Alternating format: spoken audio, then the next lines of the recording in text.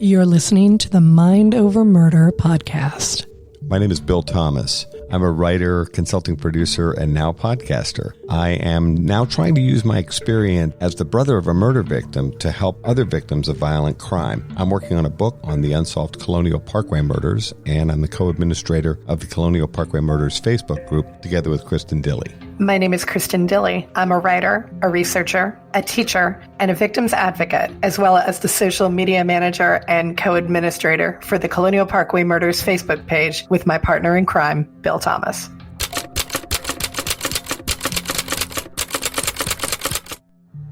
Welcome to Mind Over Murder. I'm Kristin Dilley. And I'm Bill Thomas.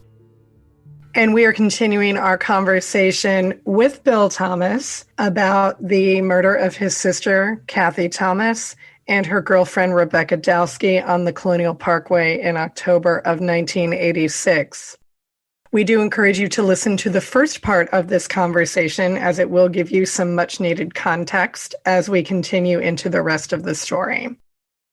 Bill, when we left off last time, you were talking about your brother, Richard, having the unenviable task of having to come down to Virginia to identify your sister Cathy's body.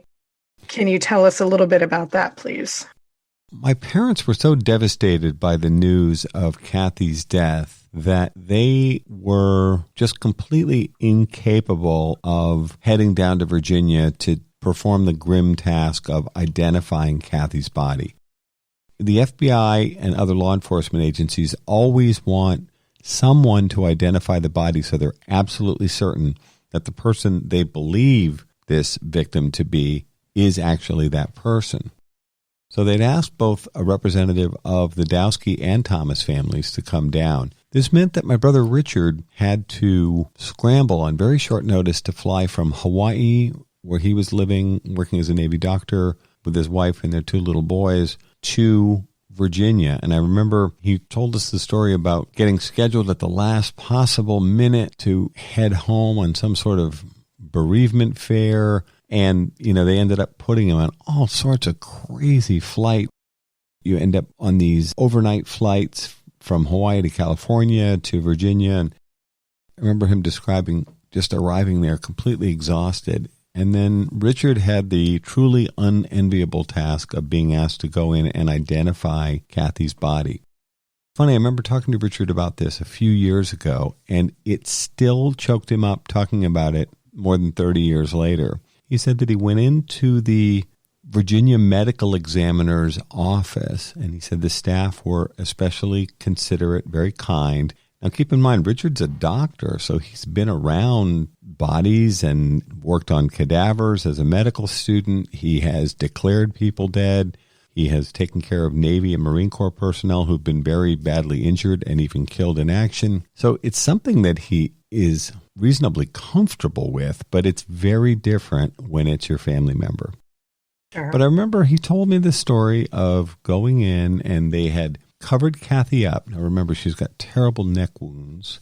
They covered her up all the way up to her chin in a white sheet, and her face was very clean, and he remembered, noticing how fresh-faced she looked, and that he did identify her as his youngest sister.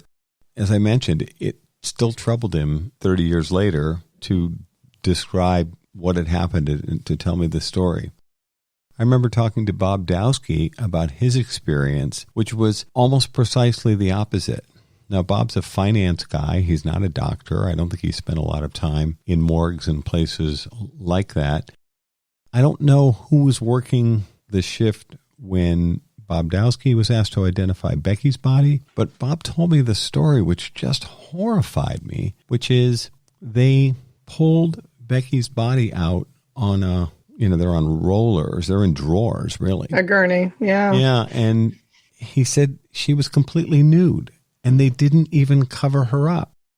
Becky, like Cathy, had these horrible neck wounds, and they made no effort to cover that up either. Oh, and so, God, that's awful. As bad as it was for Richard, and it really was bad, Bob said he's never been able to get that image out of his mind all these years later. And I just think to myself, for lack of just a little bit of sensitivity on the part of whoever the morgue attendant was, and I recognize that's probably not a great job. When someone's asked to come in and identify their kid's sister who's been brutally murdered, for want of a sheet and a little bit of just thoughtful preparation, this is something that has haunted Bob Dowski for the rest of his life. I remember Richard getting choked up telling me the story from his perspective and me getting choked up listening to it. And then I just didn't know what to say to Bob except how sorry I was. And I later circled back with Richard and told him what had happened. And Richard was just completely horrified that this happened this way. Was there any particular reason why you or Jack didn't go to identify the body? Well, I think we were all trying to respect my parents' wishes. My parents had asked that Jack and I come back up to Lowell, Massachusetts, my parents' hometown, and meet at our family's house. And so I was living in Philadelphia at the time. Jack, as I mentioned, was living in New York. So what I did is I drove up the East Coast, stopped in New York, spent the night, and then Jack and I continued on our way to head up to Lowell, Massachusetts. And my parents, I think, wanted to gather the family together. They asked Richard to go to Virginia to identify Cathy's body. The rest of us were heading north. So I think my parents wanted to sort of gather the remaining family members around them. Sure. And then I remember having some discussions with my older brother Richard over the phone, I think, from Virginia about media requests and that kind of thing. And I remember my parents were incredibly resistant to the idea of doing interviews about Cathy. And except for an interview with the Lowell Sun, which was our hometown newspaper, and a place where we knew people that worked there. Because my dad was a college professor. We had gone to high school in Lowell, so we had a lot of friends from high school and then college students of my dad's who were affiliated with the paper as writers and editors and so on. But except for an interview with the Lowell Sun, which I didn't see until years later, someone sent it to me, I would say within the last year or two. Someone sent me the article. My parents only did that one interview that I recall. Now, the Boston television stations were calling, and I think if my parents had let that media interest build, we would have had the television news trucks out front and all of that sort of thing. It was a big, big story, but my parents decided they wanted nothing whatsoever to do with any public statement regarding my sister Cathy's death. And so I recall, I think it was on the cover of the New York Post, I think, or the Daily News. There's two tabloids in New York, and I always get them confused because it's not my kind of newspaper. I remember one of those two newspapers it was a front page story, and it said, co-ed's throats slashed. And I remember thinking, well, only one of them was a co-ed. Cathy was 27 years old and had been out of the Naval Academy for 5 years. It was just a horrible story. And then the only photographs they had were driver's license pictures. And I don't know about your driver's license picture, but they're usually not very flattering. Not great, no. And that was all they had. So I think they had access to driver's license pictures and maybe my sister Cathy's college ID because she was starting to work on her master's. But my parents provided no quotes, no interviews, no photographs, no nothing. Now, in retrospect, I think that was a mistake a little bit down the road. At the time, my parents just, as I mentioned in the last episode, they just circled the wagons and everything closed kind of inward. And except for talking to family members, that was kind of it. I remember my parents' phone ringing off the hook at times. And of course, you didn't want to disconnect the phone because they didn't want to miss a call from Richard or another family member. So I just remember the phone ringing a lot during that time frame. And then even journalists trying to get a hold of us, the brothers, to see if we could influence my parents to do the interviews, and they said no. So it was a very, very strange time. It almost felt like an assault from the outside. Now, were Cathy, well, certainly I know you can't speak for Becky's family, were Cathy's personal effects given back to you at that time? What was given back and what was kept for evidence? I don't remember a lot coming back. I think eventually my parents got my sister's watch. and her Naval Academy ring back. The clothing was destroyed. The Honda Civic that Cathy was driving in was too badly damaged by blood and diesel fuel and just being generally trashed. I think just maybe watching a ring, that might have been it.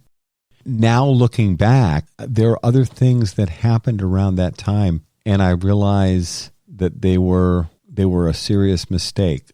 Let me give you an example.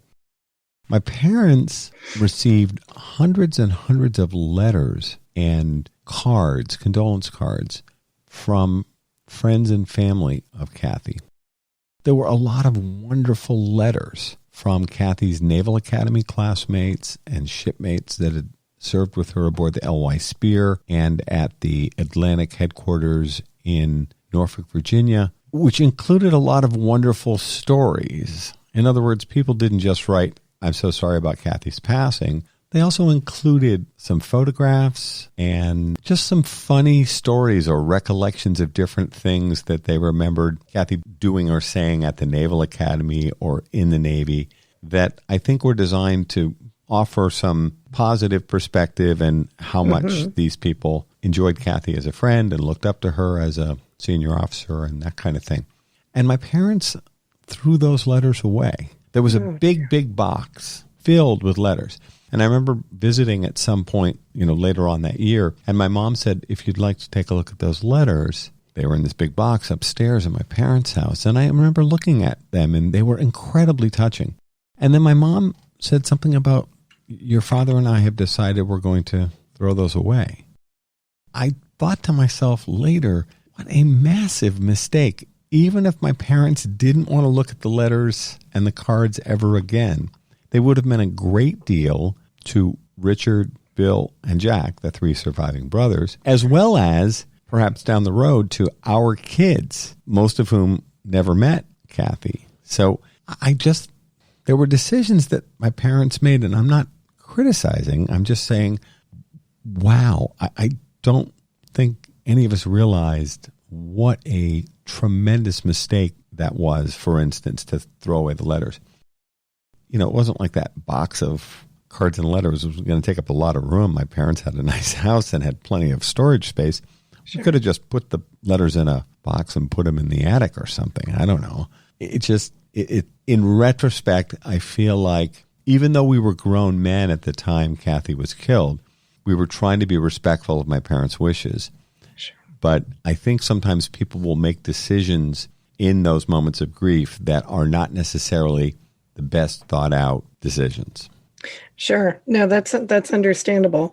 Did each of your parents handle it a little differently, dealing with the grief and the aftermath?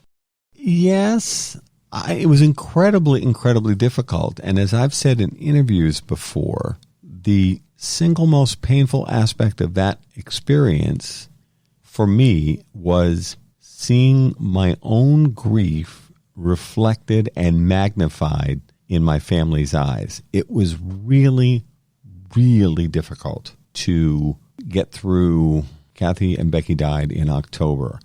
And then you start this horrible turning of the clock where it's the first Thanksgiving without Cathy. And of course, we were supposed to meet Becky at that Thanksgiving, we hoped.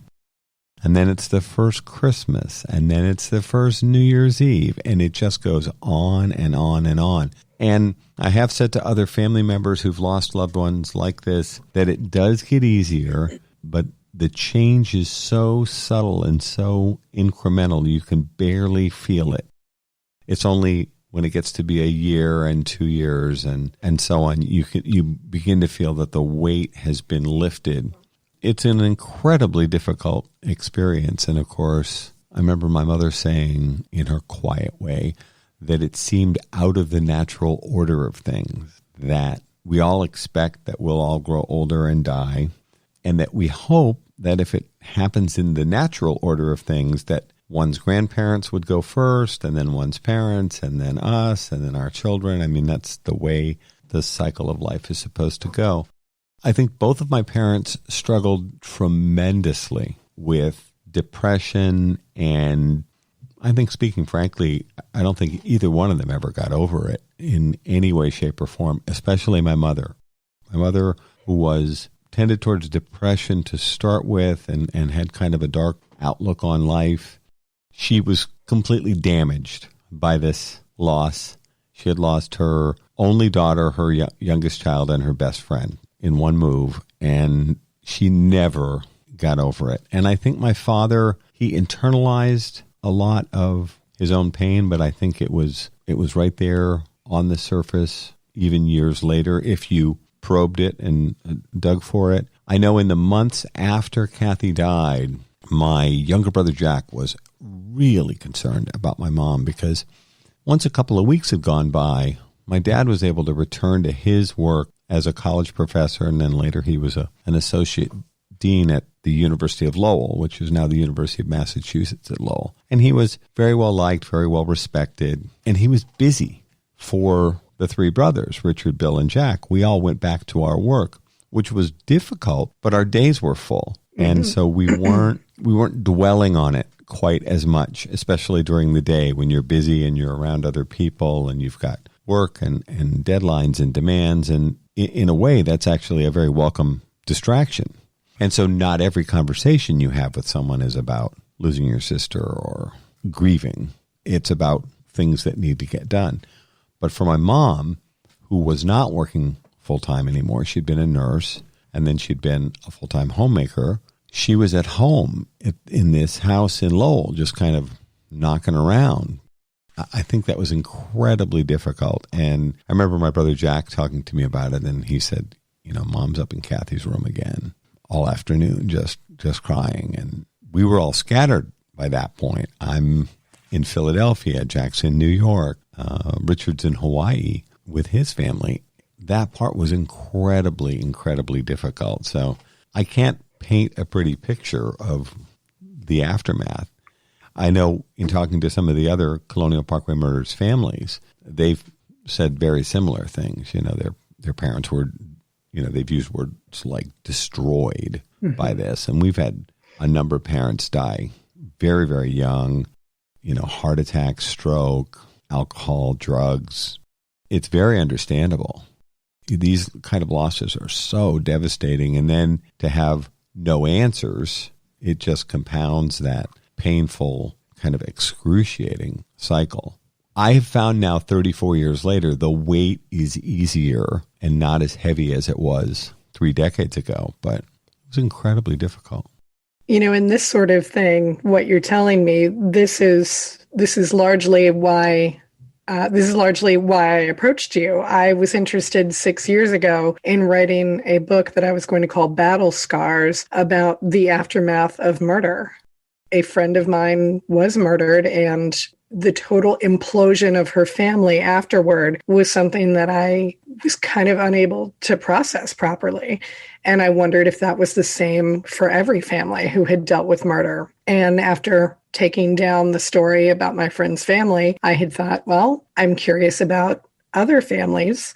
I'm really curious about the Colonial Parkway Murders families. And I cold called Bill, found his information from the depths of the internet, although I didn't have to dig very far. That was the conversation that Bill and I started with. And that's actually what started this relationship and ultimately led to this podcast. But I think what you're saying is so important, Bill, because I don't think very many people consider what life is like in the aftermath of an event that has the potential to destroy your entire family. Well, as we've talked about before, Kristin, there are 250,000 cold case homicides in the United States currently.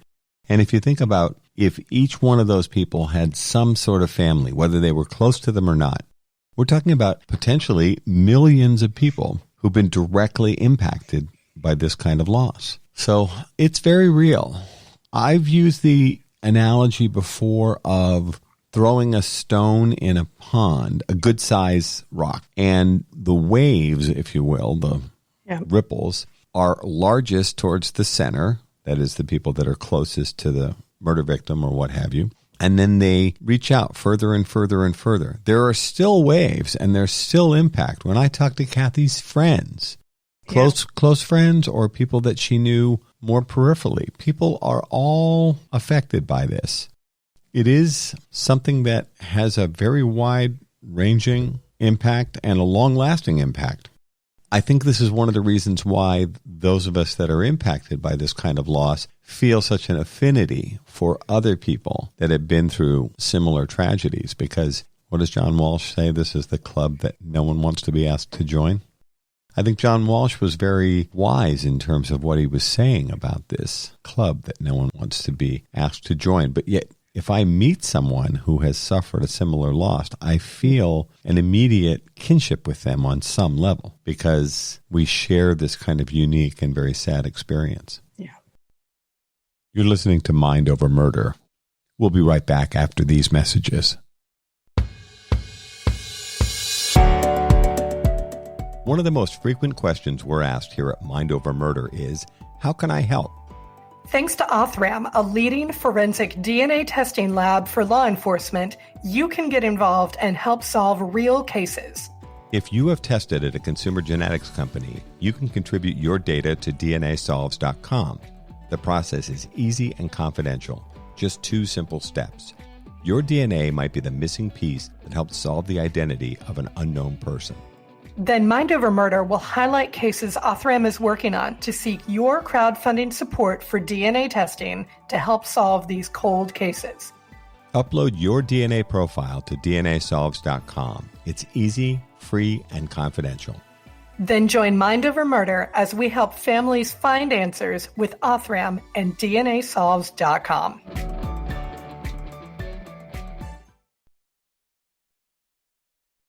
Welcome back to Mind Over Murder. What can you tell us about the autopsy findings in Cathy's case? I remember that I asked you at one point, do you have Cathy's autopsy report? And I remember you saying that you did, but you hadn't read it. So I don't know how many specifics you want to get into, but what are some general things that you can tell our listeners who I know are interested at this point to have us get back into the particulars of the case? What can you tell us about what Cathy's autopsy found? Well, I can only tell you about my experience with Cathy's autopsy results. I don't know what they do in different states. We dealt with the Commonwealth of Virginia Medical Examiner's Office, who were wonderful. They provide what I would call the family version of the autopsy. So there's no photographs. There are sketches of a person, and they show where the wounds are and that kind of thing. But there's no photography, and the descriptions are not terribly graphic. As a matter of fact, I swear you need a medical degree to understand. Keep in mind, these are written by doctors and pathologists for other people working in those fields. So they're going to be using all these technical terms. I remember looking at Cathy's autopsy report years later, and you get a pretty good idea of what has happened to that individual and the amount of abuse that the body has taken. And then I found myself in the unique position in fall 2009, writing to the FBI, having read over my sister's autopsy report, and sending them a letter asking what the status was regarding advanced forensic testing that should have been done on Cathy Thomas and Rebecca Dowski's bodies. Keep in mind, I only have access to Cathy's autopsy results. So I found myself in the unique position of writing to the FBI and asking them to inform me what the status was on advanced forensic testing. And of course, then you get the disappointing news through all the obfuscation and hemming and hawing that a lot of advanced testing, which had come online in the years since, had not been conducted. And so then you find yourself, as I have, pushing to get the tests done now, because there's been so many developments in forensics, even in the last 5 or 10 years. There's so many advancements, but you have to push to make certain that your loved ones and their cold case, as they are referred to, which is a frustrating experience. You have to just keep pushing. Has this test been done? Has that test been done? And then getting a straight answer on the status of those tests can be very difficult. I've gotten more comfortable with the autopsy results and understanding them. And then, I've had medical professionals like my brother and others explain to me what some of the technical terms mean and so on, because I'm not a doctor or a pathologist. I'm very surprised when I talk to the families of other murder victims, how many of them do not have copies of their own loved ones' reports. And I think it's actually very helpful to have the autopsy report, particularly if it's the family-friendly version that I received. Can you go ahead and speak to the hair in Cathy's hand? We've gotten a ton of questions about that online. Has it been tested? What were the results? You guys can't see it, of course, but Bill is kind of rolling his eyes heavenward, and I know why. We've had to deal with this for quite a long time now, but Bill, go ahead and fill us in on the hair, the testing, whatever you can. Well, the hair in Cathy's hand comes from the autopsy report and the letter that I sent to the FBI in November 2009, inquiring as to what the status was of hair that was found in Cathy's hand at autopsy. Clutched in Cathy's hand was hair. You can start off by saying that hair could have been Cathy's hair, it could have been Becky's hair, it could have been an offender's hair, or it could have come from another source. Obviously, when you're in a death struggle and you're literally struggling for your life, it's possible you might pull out your own hair, or if she was near Becky in the struggle, she might have accidentally pulled out Becky's hair. But the hope was always that the hair might belong to the offender. Over the last 5+ years, getting a straight answer from the FBI as to what the status of the hair might be and what the status of hair testing might be has been incredibly difficult. And the FBI's had shifting stories about the hair from, we don't have the hair anymore, the hair was animal hair. I mean, no tests have been conducted on the hair is blood, it's not really hair. I mean, it just went on and on and on. I've exploded in conversation with FBI, Norfolk, and Newport News about their constantly changing stories about the hair. So I don't have a great answer for you because I've never been provided with one. I am still pushing to get clarity on exactly what the status is of the hair in my sister Cathy's hand, and I still don't have a straight answer. And let's go ahead while we're on the subject and speak to defensive wounds on Cathy's hand, or what may be defensive wounds. I don't think they've ever provided a definitive answer that, yes, it was a defensive wound. Well, there appears to have been a struggle between Cathy and the attacker. And Cathy had bruises on her legs, and she appears to have some defensive wounds on her hand, in the webbing of her hand. I'm not sure if it's right or left, but if you, our listeners, hold up their hand and you look at the area between the thumb and your pointer finger, your index finger, there's flesh there.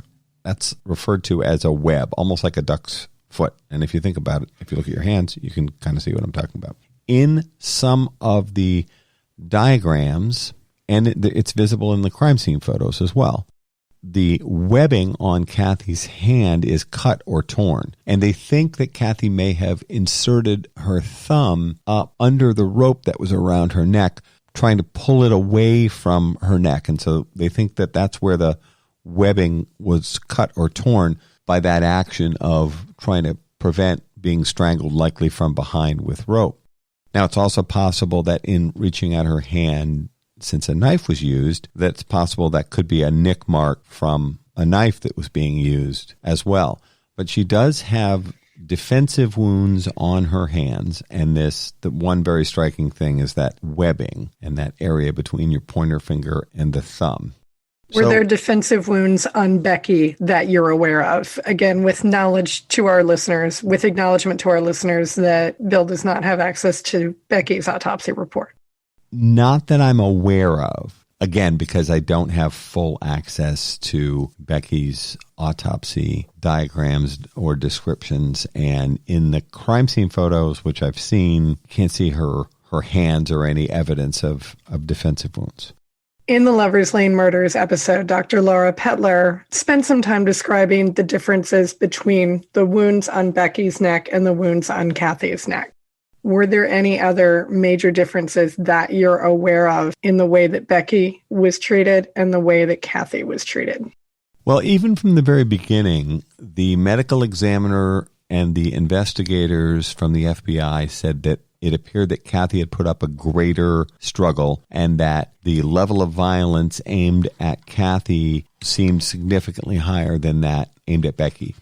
Please don't misunderstand what I just said. That doesn't mean that Becky wasn't treated very roughly and wasn't brutally murdered. Obviously, she was.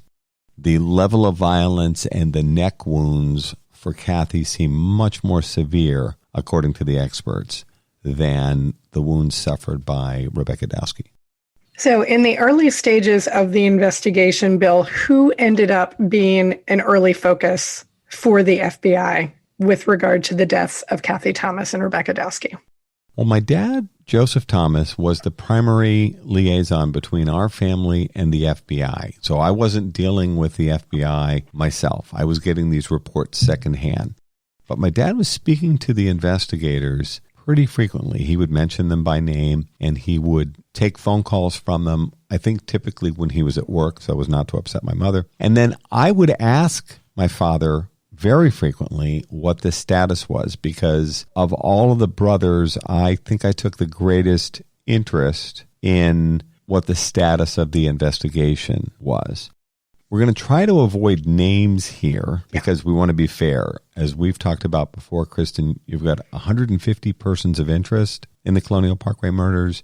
They obviously can't all be involved. And so a handful are probably actually directly involved, if that many. Obviously, if we start naming names, we're going to be wrong most of the time. Yeah. But people that were mentioned early on as potential suspects were my sister's first girlfriend and their Navy friend. These are the people that were with Cathy and Becky the night they disappeared. My sister's first girlfriend had introduced her to Becky Dowski, and they were taking a class together, as we talked about, at William and Mary. The FBI seemed to regard those two women as suspect in Cathy and Becky's murder for at least 5 years. But as we've discussed in other episodes before, the truth is no one's ever actually eliminated as a suspect until a case is solved. And so that hasn't happened. So despite the fact that people have said things like, well, was so-and-so cleared or was so-and-so removed from the suspect list or that kind of thing, the truth is the experts tell us that that doesn't really happen. As far as 5 years after the fact, though, the FBI still seemed to regard my sister's first girlfriend and their Navy friend as suspects. And the investigators now don't get it because they just don't think it added up. The physical strength required to kill Cathy and Becky in the way that they were murdered, the ability to pick up 145 pounds or so of dead weight, as we talked about. Cathy and Becky were both tall, athletic women in top physical condition. Cathy's 5'7", 145 pounds, I would say, very athletic. And Becky, I think, is even taller than Cathy. I think she's like 5'8" and a champion athlete. She was on highly competitive women's softball teams. She played all kinds of sports. She, like Cathy, was a runner. She's not some 95-pound tiny petite woman either. So someone's picking up dead weight, literally, and loading it into cars. And knowing my sister's first girlfriend and the other Navy friend, these women just don't have the physical strength to move these bodies around. And now the current investigators are saying the same thing. It seems unlikely, but in Cathy and Becky's murder, those two women were mentioned as potential suspects. Now, obviously, they're going to take a look at other people who had dating or romantic relationships with these two women. And Becky Dowski's college boyfriend was also looked at as a potential suspect. And I do think this makes sense. Just like looking at Cathy's first girlfriend makes sense. This guy was older. He was considered to be very jealous and possessive of her. Supposedly, Becky wasn't taking him anywhere near as seriously as he was taking his interest in Becky. I understand that he was extremely jealous of Becky and was very upset when he found out he'd been thrown over, and then supposedly outraged when he found out he'd been thrown over for a woman. Mm-hmm.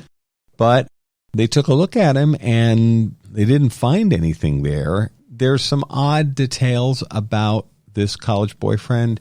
He was supposedly in Washington, D.C., the Columbus Day weekend that Cathy and Becky were murdered. How many hours is it from Williamsburg to D.C.? 2.5, 3, sometimes 4, depending on traffic. It's gotten a lot better recently with all of the roadway improvements, but, at least 3 hours, 3.5. But it's not like he's on the other side of the planet. No, it's like not. And if you're speeding, you can get back, within a decent amount of time. Yeah. If it was at night, you might be able to cut that down to 2.5 hours. Yeah. Now I'm going to check my GPS, though, just to make sure somebody doesn't call me on being wrong. Wait a minute. But wait a minute. They checked him out, and that didn't seem to go anywhere, although he was definitely on the short list for some time. They did take a look at any number of people that either woman had dated or had a professional relationship with. Now, keep in mind, Cathy had been in the Navy for 5 years immediately prior to her death. And so they took a look at potential Navy connections. Cathy had served aboard the USS L.Y. Spear and had 200 people reporting to her at one point, mostly men. So they were looking at anybody that worked with Cathy that might have had a problem with her as a young officer. They took a look at any of the guys that she had dated while she was at the Naval Academy, but she didn't have any serious boyfriends there or anything like that. And they looked at other men that Rebecca Dowski had dated to see if there was anybody in Becky's background, but except for the college boyfriend that we spoke about, I don't think anybody else really rose to that level of interest. They did take a look at even as far back as high school. There was a teacher of Becky's in high school, and I think they may have had an affair, although to call it an affair when she was so young is probably not 100% appropriate. It's probably clearer to say they took a look at a high school teacher of Becky's who had, at minimum, a very unhealthy interest in her and may have actually engaged in inappropriate behavior. Yeah, inappropriate relationship with Becky. I think either just before or just after her return to Paris. She had moved to Paris and lived in Paris for a couple of years when she was in high school. So she spent time with her dad and mom prior to their divorce and spent a couple of years in France. Once the investigation moved beyond the realm of people that Cathy and Becky knew intimately, at that point, they had to start looking elsewhere. And so now is a pretty good time to talk about the Waterman theory, I think. So, Bill, go ahead and talk to us about the Waterman theory. And this comes up in our interviews with the two former FBI special agents in charge, Joe Wolfinger and Irv Wells. And both gentlemen mentioned the Waterman theory. During the time of the early stages of the investigation, they were taking a look at the environment on the Colonial Parkway. And as we talked about last time, the Parkway is this very dark, kind of lonesome place at night with this Wild West atmosphere where anything goes.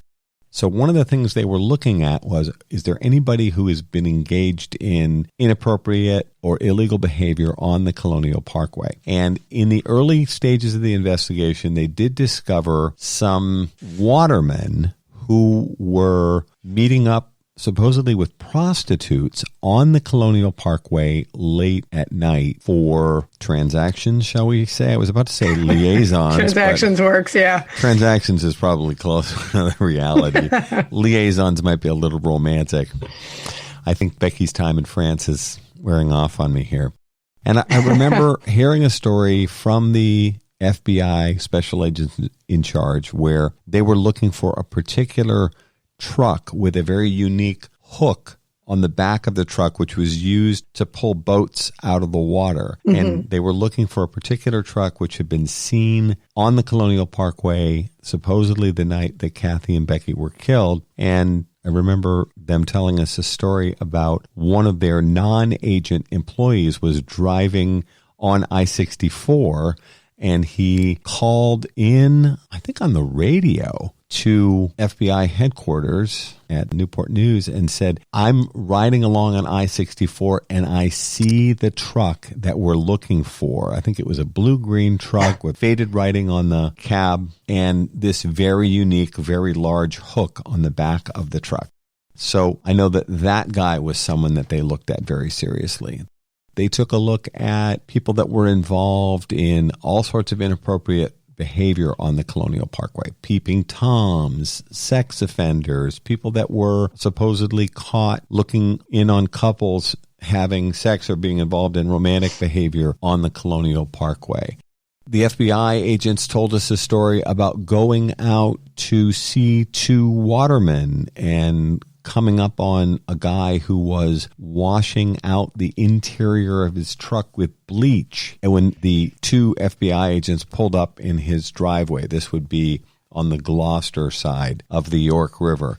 So they did take a look at a lot of people that had any kind of association with anything sort of unsavory or sexually oriented, sex offenders, that kind of thing, and any kind of association with the Colonial Parkway. So that was very much part of the mix in the early stages of the investigation of Cathy Thomas and Becky Dowski.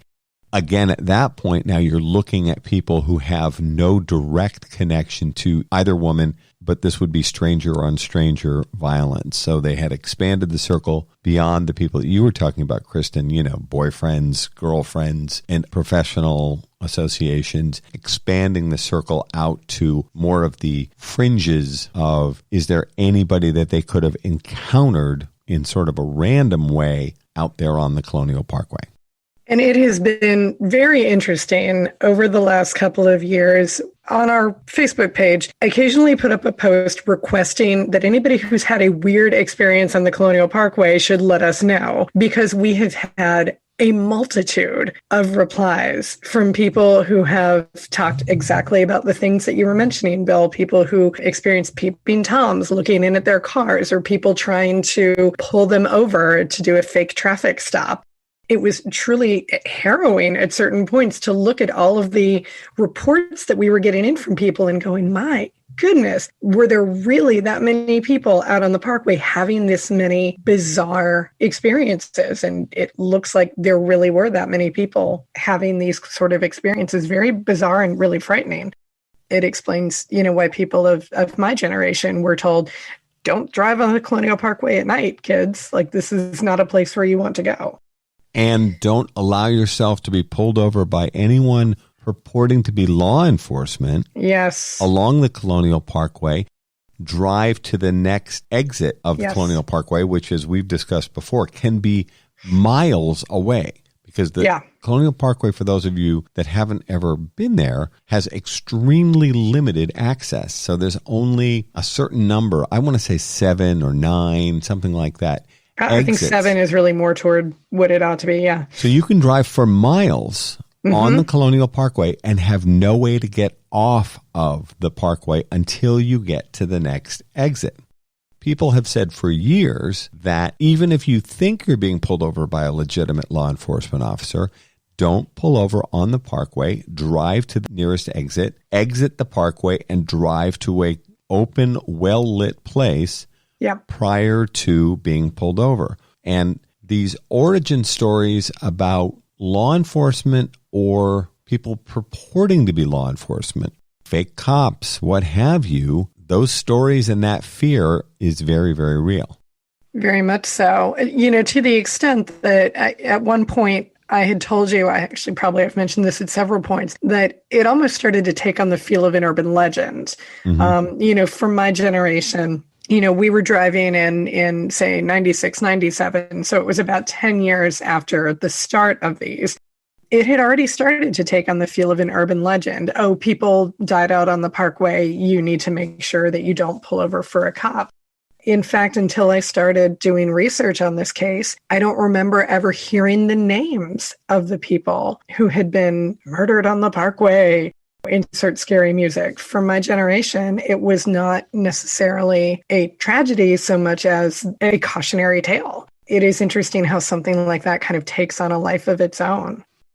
Join us next time on Mind Over Murder, where we'll continue our deep dive into the Colonial Parkway murders. Thank you so much for listening.